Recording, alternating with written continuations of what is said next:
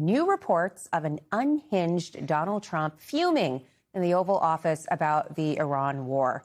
And the mood is ominous for D.C. Republicans who are bracing for a summer recess where, on the eve of the midterm elections, they will have to face disgruntled constituents in town halls. Today, the Wall Street Journal reports that at a recent White House meeting, Trump, quote, launched into a tirade against Iranian leaders, calling them scumbags and lunatics and unleashing a series of expletives. According to the Journal, Trump was, quote, increasingly frustrated that a conflict he once thought would be over in a matter of weeks has dragged on with no end in sight. There have now been 13 days of strikes, and as of tonight, the Strait of Hormuz remains choked. Trump is now apparently eyeing a potential, quote, massive attack, despite having already declared victory. On Fox News, an analyst compared Trump's premature claim of victory to President George W. Bush's appearance before a mission accomplished banner 6 weeks into the Iraq War. Take a listen. If you think about March 2026, when President Trump was in Kentucky, he said in the first hour it was over, but we won. I hate to say this, but that's like a mission accomplished moment. Right now, it doesn't feel like we have an exit strategy. Yesterday was a brutal day for America with the dignified transfers.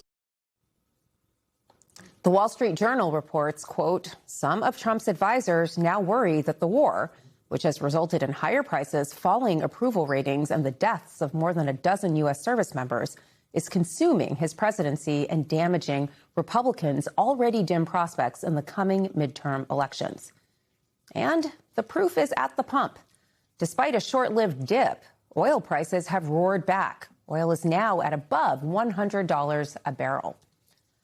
Undeterred by these flagging economic signals, Trump has renewed his global trade war. Tariffs went into effect on over 80 countries.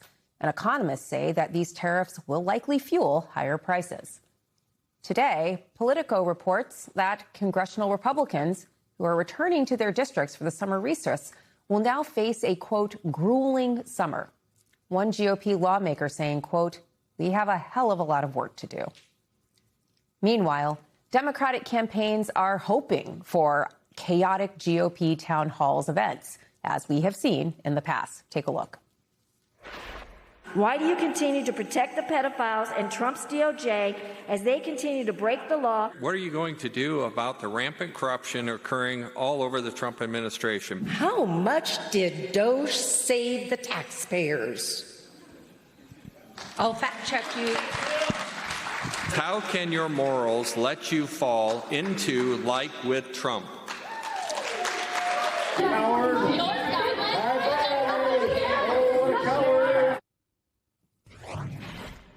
Joining me now to break it all down is David Litt, former Obama speechwriter, author of the Word Salad Substack, and a best-selling author. Also with us is Michelle Goldberg, columnist with the New York Times and an MS Now political analyst. David, the president is reportedly fuming in the Oval Office about Iran's leaders. Is it finally dawning on him that he can't really bluff and lie his way out of this conflict? I think that is a very optimistic take in a strange way. Generous. Yes, the idea that this would finally be dawning on Donald Trump, I think we may have to wait a long time for such a revelation. But I think that what is happening is actually, in a strange way, you're seeing a theory, a political theory, crash into reality. Mm-hmm. And J.D. Vance articulated it. He said, in the past, we had presidents like George W. Bush, right? They fought dumb wars because we had dumb people in charge. The idea was if you put Donald Trump in charge, everything will go great because Donald Trump is great. Now, I suspect that those of us at this table maybe were skeptics of that theory. Mm-hmm. But I think in the White House you had proponents. And now Donald Trump himself is saying, how come it's not working? I mean, I hope they have a mirror in the Oval Office. I think there are probably lots of gold in the Oval Office, and they can probably see their reflections there. But, Michelle, George W. Bush never really lived down that Mission Impossible moment. That stuck with him throughout 2 terms. Is this going to be something that the president can't live down in the waning days of his presidency? I mean, I don't think we should ever predict about what's going to stick to Donald Trump. right? I mean, there's, kind of like a whole avalanche of scandals and ignominy that should have weighed him down by now. I do think that, you see in the poll numbers that even people who voted for him 3 times are starting to realize that he has, kind of created this disastrous situation and he's flailing to get out and cannot. And at the very moment when people had felt like there was going to be this respite with the memorandum of understanding and gas prices going down, because it was negotiated in such a slapdash, haphazard way to kind of save face but not actually accomplish anything, it's now predictably fallen apart. And all the kind of the economic forces that finally made Donald Trump scramble to get this thing done are all still there. Right. So the economic forces are all coalescing. So we're seeing gas prices roar back. Now there are new tariffs, which will likely fuel higher prices across many different sectors. Has the president reckoned with the fact that these new economic pressures may make it harder for Republicans going into the midterms? I think it's a really interesting question. Does Donald Trump really care about Republicans in the midterms? I think he doesn't want to get impeached. I think he would like to not get investigated. But he has this YOLO presidency going on, right? He wants to do what he wants to do, first and foremost.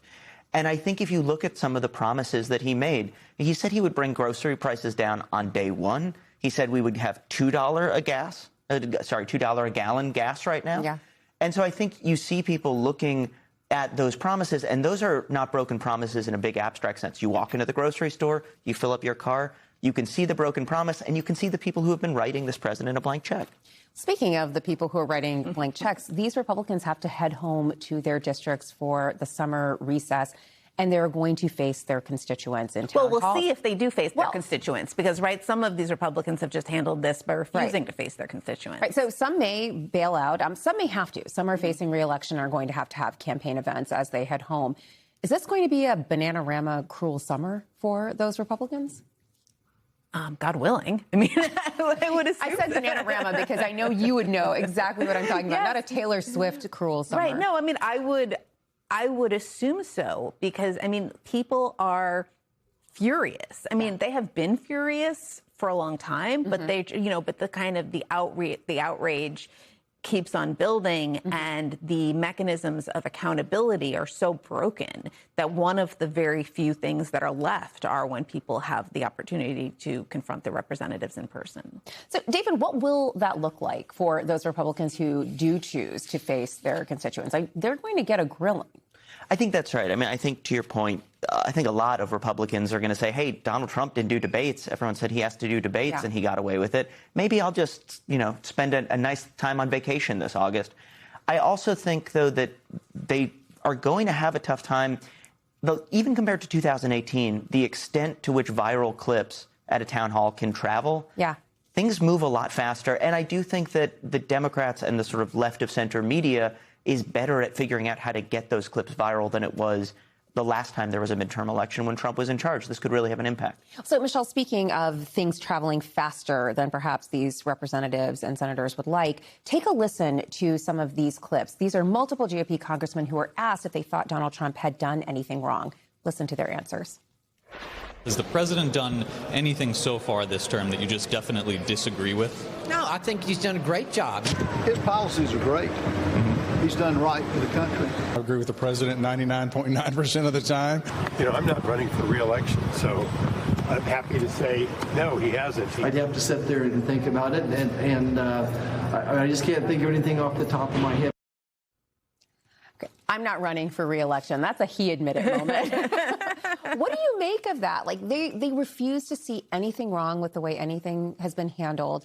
Are they going to catch it with their constituents? Well, I think it depends on who their constituents are, right? Because there's certainly, even though Donald Trump is very, very unpopular, he is still very popular with Donald Trump voters. Right. And so, we've seen again and again that Republican primary electorates do not tolerate very much deviation from the sort of MAGA gospel, which has, put Republicans in this difficult position, because to break with Donald Trump alienates their base, and to cling to Donald Trump alienates everybody else. All right, so David, there is one person who seems to have broken a little bit with Donald Trump. Take a listen to this interview that Elon Musk gave where he said he, quote unquote, got carried away with politics. Take a listen. You spent a lot of money on Donald Trump's re-election. After the election, you got very actively involved. Through Doge, you tried to cut a lot of spending. Do you regret getting so involved in politics? Do you think it was a good thing to do? I think I got a little too involved in politics, got carried away, frankly.